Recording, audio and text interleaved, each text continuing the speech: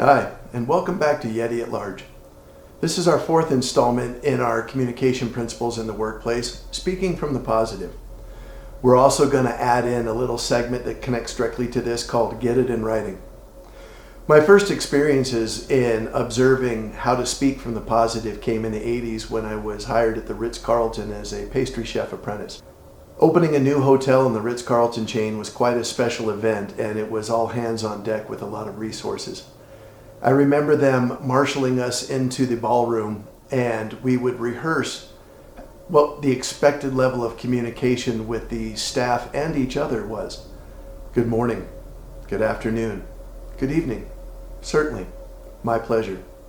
Good morning, good afternoon, good evening. It was a bit like an old-fashioned charm school, but they didn't have us walking around with books on our head. But the concept was that if you speak from the positive, you're always looking to build, add more, grow. You have a mentality of plenty, not scarcity. And by building that in, it governs the underlying philosophy that we are ladies and gentlemen serving ladies and gentlemen. It's an interesting position to be in. While I was hired as a pastry chef apprentice and I studied under Pierre Fauvet, I started in housekeeping. I cleaned toilets and made beds because they wanted to make sure that everybody was grounded on the first floor of the essential mission requirement. J.W. Marriott, I did part of my externship at the Camelback Inn. I remember him telling us that the customer is not an interruption of your job. The customer is the entire point. And that philosophy in excellent customer service organizations carries true through today.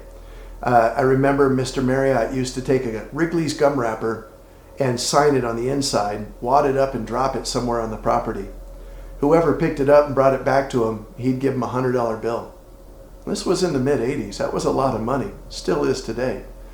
Do you think there was a scrap of litter laying anywhere on a Marriott property back then? Not a chance, because we all knew and there was a reward for participating in the mission. That's the meritocracy we spoke about previously.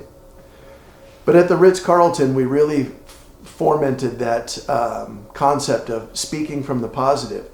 Interestingly enough, though, they would really ask you to keep things simple and to be direct and accurate.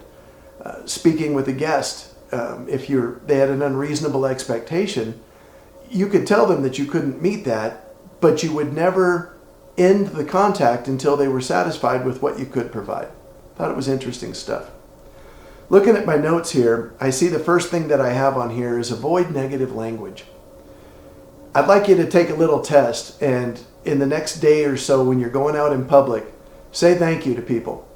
Whether it's somebody at the market helping you with your groceries, whether it's somebody at the gas station, the car wash, your neighbor, the mailman, the UPS guy, whatever it is, say thank you and see what the response you get is. Now I know people tend to be critical of the Gen Z and the millennials, saying that they're losing their ability for interpersonal communication. I'll argue that they just have a different communication style, and we'll talk a little bit about that in a moment. But I want you to measure the number of times that somebody says to you, no problem, as opposed to if somebody says to you, you're welcome. Now, my grandparents would have certainly said, you're welcome. A Gen Z may be more likely to say no problem. If anybody in New York is watching this and they say, forget about it, I don't know how to rank that. That's probably neutral. I don't think it's negative or it's positive. But I think folks in the area know exactly that they're showing gratitude for you, expressing your thanks.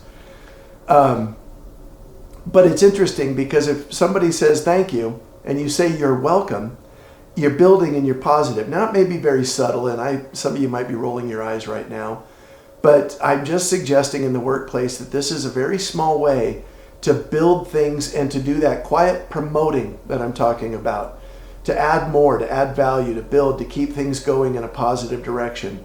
It may not be your cup of tea and you may not engage in that, but doesn't mean it doesn't work, because it is very beneficial. The next thing I have on my notes is I statements.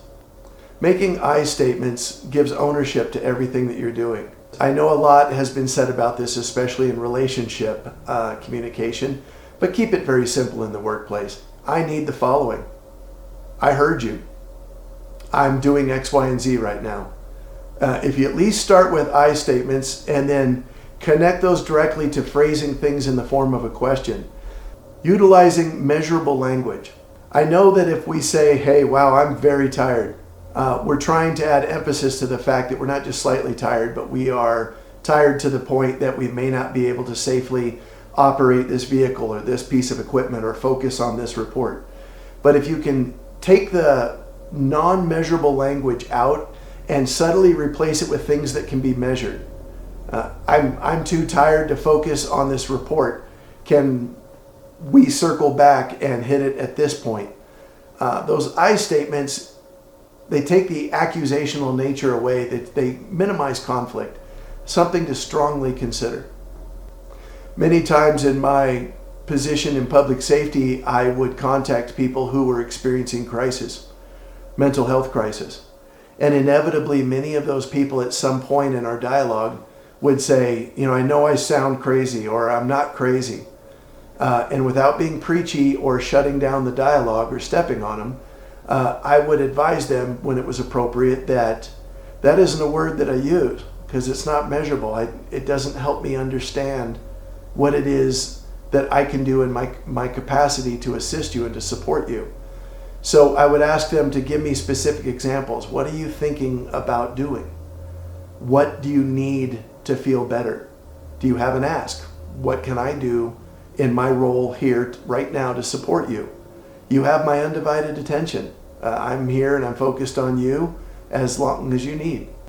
So by asking them to use measurable language, well, I went through this and I was thinking about doing that, and if I could just get some rest and someone to talk to, that it would make things better. Then I've got some measurable, actionable items, things that I can work on. Letting people know that you're paying attention to them with those I statements. You have my undivided attention. What can I do to assist? I remember often people would say, I know you have better things to do. And at that point, I would physically stop them. You're the most important thing in my day right now. You have my undivided attention. This is important because it was important enough to you to call. Under promise, over deliver. Now, if you're in the workforce and you've accepted a position that comes with a job description, you've read it thoroughly, you've had those discussions with your supervisor, you've asked the appropriate questions, and you understand the limits on the transactional nature of your employment contract, at will, but your employment contract, then you have promised to deliver a certain product, a certain thing of value. At that point, you don't want to offer more than what the supervisor is requesting. Many, many times, you could be a superstar, and we'll cover that a little bit more in our finale on quiet quitting. But that's not what they're looking for. They're looking for X, Y, and Z. So the phrase under promise, over deliver, any metaphor breaks down if you push them hard enough. But with that phrase, you deliver what was promised. And if you do anything exceptional, extra, that merits recognition, oftentimes we think of Employee of the Year awards and bonuses and stuff like that. That's the over-delivering. Be certain that you have the momentum, the personal energy to sustain that and to maintain that. Make sure that it's within the limits of the transaction that you agreed to. Make sure that it's necessary and desired by the organization, and that you're not utilizing resources not allotted to you and or gathering authority that may not be allotted to you either. Under promise, over deliver. That's a statement better utilized in a customer business transaction, but it works for communication principles in the workplace. Get it in writing. Part of communication principles and speaking from the positive is your ability to communicate in writing. This is absolutely essential to a well-rounded communication strategy in the workplace. Many times I would preface a face-to-face communication with somebody with a quick email. Hey, I'm going to come find you. I want to talk about X, Y, and Z. Obviously a little bit more to it than that, but you get the idea. When I would speak with them, if it got technical enough, I would take some notes and I would let them know, hey, I'll follow up with this with an email just to make it easy for you to reference it. Now, I know some of you are thinking that I'm exercising that I don't trust this individual to either represent what we talked about accurately and or follow through on what was agreed upon. And yeah, there's always some of that, but here's a diplomatic and very gentle way to hold yourself and other people accountable and meet the mission for the organization without having it come to conflict. Well, I never said that type of thing. So the ability to put it in writing and to follow up on that is essential to easing your burden at work and your stress. Sometimes you may say, I'm going to work on the following things, X, Y, and Z. And your boss or your peer may work back, don't bother with Y, I've got that. You just work on X and Z. Great. And I've got documentation of that. It's a great way to keep tabs and to keep your thoughts organized as well. Many times I would create an email and send it to myself just to create a timestamp with my own notes and documentations and file that away if I needed to at a later date.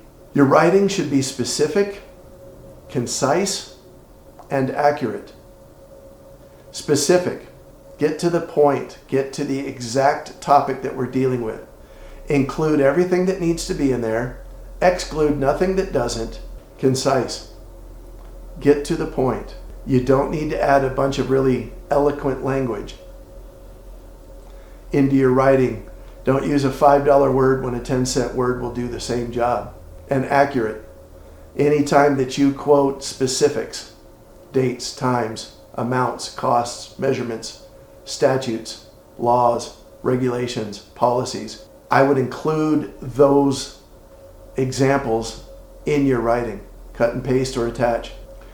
And then it never hurts to close your writing with a call to action, a clarification of next steps, where this process sits.